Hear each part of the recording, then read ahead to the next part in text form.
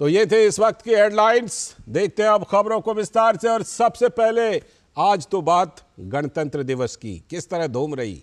तो देश भर में गणतंत्र दिवस की धूम, पूरे देश में धूमधाम से मनाया जा रहा है 75वां गणतंत्र दिवस। ऊंचे बर्फीले पहाड़ों से लेकर वादियों, मैदानों और खेत खलियानों तक में फहराया जा रहा है तिरंगा।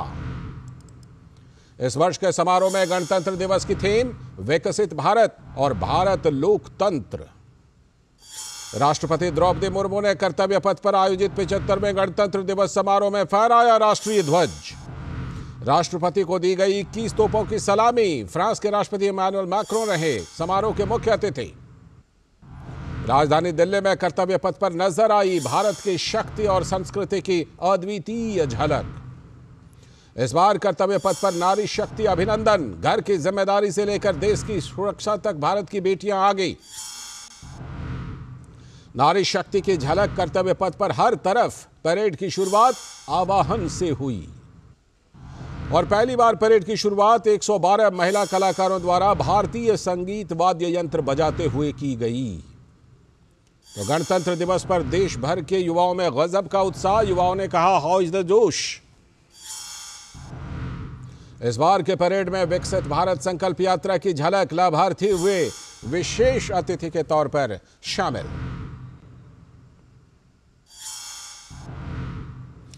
तो इस बार का गणतंत्र दिवस किस तरह से खास रहा और हमारी आधी आबादी महिलाओं के लिए, बेटियों के लिए ये किस तरह से गणतंत्र दिवस खास है, ये समारोह, इस पर हमारे साथ बात करने के लिए खास तौर पर मौजूद हैं कैप्टन अनुभा राठौड़ जी।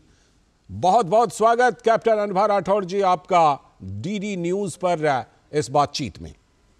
धन्यवाद। आप सभी को 75वें गणतंत्र दिवस पर बहुत बहुत शुभकामनाएं। और मेरा सर आज गर्व से उठ रहा है ये देखकर कि भारत की तस्वीर कैसे बदल रही है पूरे विश्व के सामने। कैसे महिलाएं आगे आकर अपना देश का जो गौरव है उसको बढ़ा रही हैं और कैसे अपना योगदान दे रही हैं। आगे आने वाले भारत की छवि दिखाई देती है आज की जो ये गणतंत्र दिवस की परेड थी उसमें।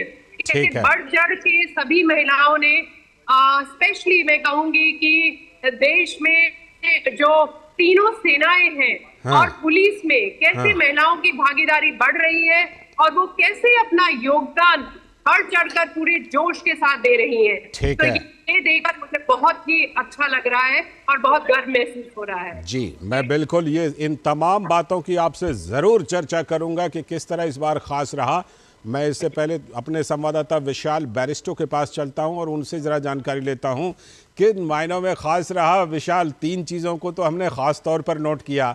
एक तो बेटियों, महिलाओं की शक्ति का प्रदर्शन, युवाओं ने कहा हाउस द जोश, और विकसित भारत संकल्प यात्रा के लाभार्थी विशेष अतिथि के तौर पर थे इस बार। विशाल, देखिए लालचंद, आज का दिन कई महीनों में ख़ास रहा है और सबसे पहले मैं आपको ये बता दूं कि आज जो झंडा फहराया वो थी नौजवान अफसरान आर्मी की मेजर सौम्या, जिन्होंने झंडा फहराया और उसके बाद समारोह की शुरुआत हुई और हमने देखा किस तरह से आह्वान के साथ महिलाएं गाती हुई आई और उसके लोक वाद्यों के साथ उन्होंने स्वागत किया विदेशी मेहमानों का भी।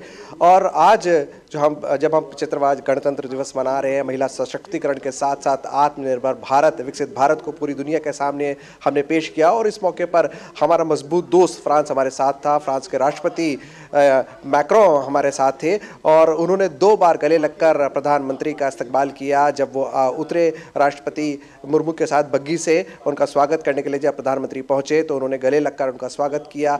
और उसके बाद जब वो जा रहे थे तो उन्होंने जाते हुए कर्तव्य पथ से विदा लेते हुए भी प्रधानमंत्री के गले लगे वो। और आज हमने देखा कि जिस तरह से डे ऑफ बैस्टल में भारत और फ्रांस के वायुसेना ने साथ साथ या प्रदर्शन किया था, आज भी रफाल की टीम नजर आई भारतीय वायुसेना के साथ। और उसके साथ आपने देखा कि कैप्टन राठौड़ कितनी जोश में है। उन्होंने सवाल पूछने से पहले पूरा अपना खुशी का इजहार किया है कि किस तरह से महिलाओं को पूरा मौका दिया गया है। ये खुशी तो बनती है विशाल, और बिल्कुल कैप्टन अनुभा राठौड़ ने बिल्कुल एकदम स्वाभाविक और सही प्रतिक्रिया दी है। मैं उनके पास चलता हूँ। कैप्टन अनुभा राठौड़ जी, जिस तरह से हम कहते हैं ना कि देखिए अब 75वां गणतंत्र दिवस हम मना रहे हैं, 75 साल बीत गए, अब वैसे तो हमें ये मानना चाहिए कि ये सब चीज़ें जो आज हो रही हैं ना, ये पहले ही हो जाना चाहिए था हमारे देश में, लेकिन चलिए देर आए दुरुस्त आए। अब बिल्कुल ये चीज़ दिखाई पड़ रही है कैप्टन अनुभा राठौड़ जी, और आप एक जिसे कहते हैं ना कि एकदम नोटिसेबल डिफरेंस, यानी कि जिसे एकदम बिल्कुल आप नोट कर सकते हैं कि अब महिलाओं के लिए माहौल में वो कर्तव्य पथ से लेकर बिल्कुल घरों तक आप माहौल को बदलता हुआ महसूस कर रही हैं। देखिए, जैसा कि मैंने पहले कहा कि बहुत गर्व महसूस कर रही हूँ, और आपने सही कहा कि ये जो काम था ये बहुत पहले हो जाना चाहिए था। हाँ। इसके लिए मैं सरकार की बहुत बहुत आभारी रहूंगी, और हमारे सुप्रीम कोर्ट की भी, कि महिलाओं की, देखिए अगर आप देखें कुछ सालों में तो फौज की अगर मैं बात करूं तो महिलाओं की जो भर्ती है उसको परमानेंट कर दिया गया। यानी कि देश को भी इस बात पर अब भरोसा हो चला है कि महिलाएं ना सिर्फ घर बल्कि सरहदों पे भी बहुत अच्छी तरह अपना जो कर्तव्य है वो निभा सकती हैं, और इस भागीदारी के लिए आगे हैं। और आप सिर्फ इसकी बात मत करिए फौज की, आप देखिए कि हमारे जो चंद्रयान में, उसमें भी महिलाओं की कितनी भागीदारी है।